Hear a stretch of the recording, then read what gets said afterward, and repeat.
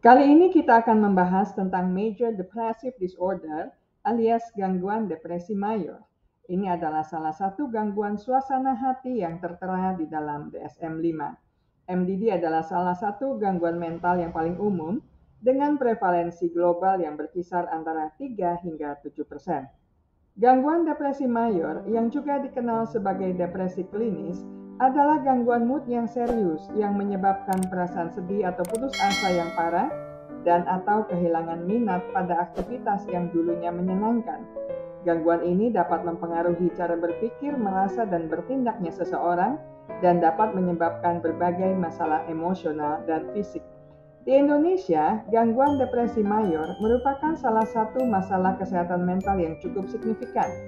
Berdasarkan hasil riset kesehatan mental nasional tahun 2016, prevalensi MDD pada populasi dewasa di Indonesia mencapai 6,3%. Artinya, sekitar 13 juta orang dewasa di Indonesia mengalami gangguan depresi mayor.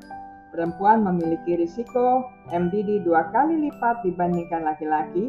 Selain beragam di tiap daerah, prevalensi MDD juga meningkat seiring bertambahnya usia, dengan puncaknya pada usia 55 sampai 64 tahun. Menurut DSM-5, untuk didiagnosis mengalami gangguan depresi mayor, seseorang harus mengalami 5 atau lebih dari 9 gejala berikut selama minimal 2 minggu.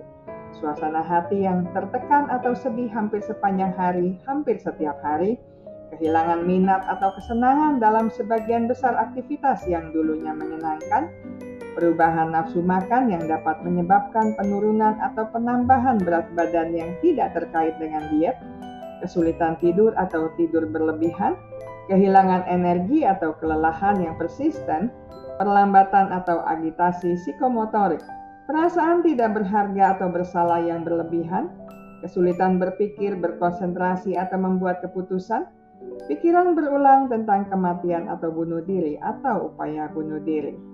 Penting untuk dicatat bahwa tidak semua orang yang mengalami gangguan depresi mayor akan mengalami semua gejala ini. Gejala dan tingkat keparahannya dapat bervariasi dari orang ke orang. Penyebab gangguan depresi mayor tidak sepenuhnya dipahami, tetapi kemungkinan besar disebabkan oleh kombinasi faktor, termasuk faktor biologi, psikologis, dan sosial. Penelitian menunjukkan bahwa gangguan depresi mayor mungkin terkait dengan ketidakseimbangan neurotransmitter di otak, faktor genetik atau struktur otak yang abnormal. Selanjutnya, faktor psikologis seperti stres, trauma, dan masalah hubungan juga dapat berperan dalam gangguan ini. Selain itu, faktor sosial seperti kemiskinan, diskriminasi, dan kurangnya dukungan sosial juga dapat meningkatkan risiko.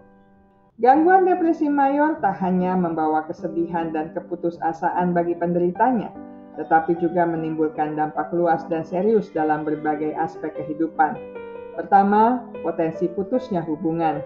Gangguan depresi mayor bagaikan tembok tebal yang menghalangi interaksi dan koneksi dengan orang lain.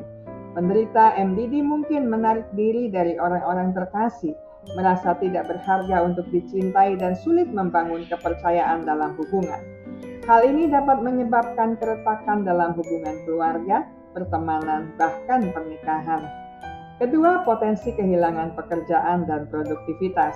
Individu yang mengalami MDD cenderung kehilangan semangat dan energi, sehingga menghambat fokus dan konsentrasi di tempat kerja.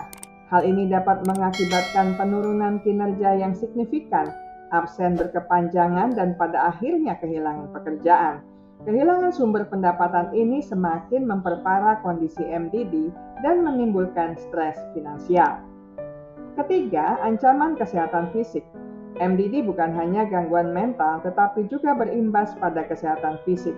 Kurangnya motivasi untuk berolahraga, pola makan tidak sehat, dan gangguan tidur akibat MDD meningkatkan risiko berbagai penyakit kronis seperti penyakit jantung, stroke, diabetes, dan obesitas.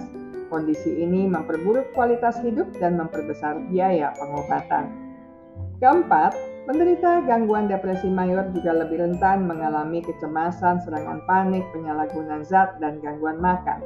Hal ini menciptakan lingkaran setan di mana satu gangguan memperparah gangguan lainnya sehingga semakin sulit untuk pulih. Dan kelima, ancaman nyata bunuh diri. Di balik kesedihan dan keputusasaan MDD terdapat bahaya laten yang tak boleh diabaikan, yaitu keinginan untuk bunuh diri. Pikiran-pikiran negatif dan perasaan tidak berharga dapat mendorong penderita MDD untuk mengakhiri hidup mereka. Faktor ini menjadi salah satu penyebab utama kematian akibat MDD dan membutuhkan perhatian serta penanganan serius. MDD tidak hanya berdampak pada orang-orang yang mengalaminya, tetapi juga pada orang-orang di sekitarnya. Anggota keluarga dan teman-teman mungkin merasa frustrasi, tidak berdaya, dan kewalahan saat mencoba membantu orang yang dicintai yang mengalami MDD. MDD juga dapat menyebabkan ketegangan dan konflik dalam hubungan. Dampak-dampak MDD ini bagaikan benang kusut yang kompleks dan saling berkaitan. Oleh karena itu, penanganan MDD tidak hanya terfokus pada aspek mental, tetapi juga perlu mempertimbangkan dampaknya pada hubungan, pekerjaan, kesehatan fisik, dan mental lainnya. Pendekatan holistik dan dukungan dari berbagai pihak sangatlah penting untuk membantu penderita MDD keluar dari jurang kelam dan kembali menjalani kehidupan yang penuh makna. Bagi para pejuang gangguan depresi mayor, langkah pertama yang krusial adalah mencari bantuan profesional. Psikiater dan psikolog memiliki keahlian untuk mendiagnosis gangguan depresi ini secara akurat, merancang rencana perawatan yang sesuai, dan membantu mengelola kondisi. Obat-obatan seperti antidepresan dapat menjadi bagian penting dari pemulihan, dan penting untuk meminum obat sesuai resep dan tidak melewatkan dosis agar dapat mencapai efektivitas yang optimal. Bersamaan dengan pengobatan, terapi seperti terapi perilaku kognitif menawarkan strategi untuk mengelola pola pikir dan perilaku yang berkontribusi pada gangguan depresi mayor. CBT membantu individu mengidentifikasi dan mengubah pola pikir negatif, mengembangkan mekanisme coping yang sehat, dan membangun kembali rasa percaya diri. Makan makanan bergizi seimbang, berolahraga secara teratur, dan tidur yang cukup dapat membantu meningkatkan mood, energi, dan kualitas hidup secara keseluruhan. Bergabung dengan kelompok pendukung dapat memberikan manfaat yang tak ternilai bagi para penyintas gangguan depresi mayor.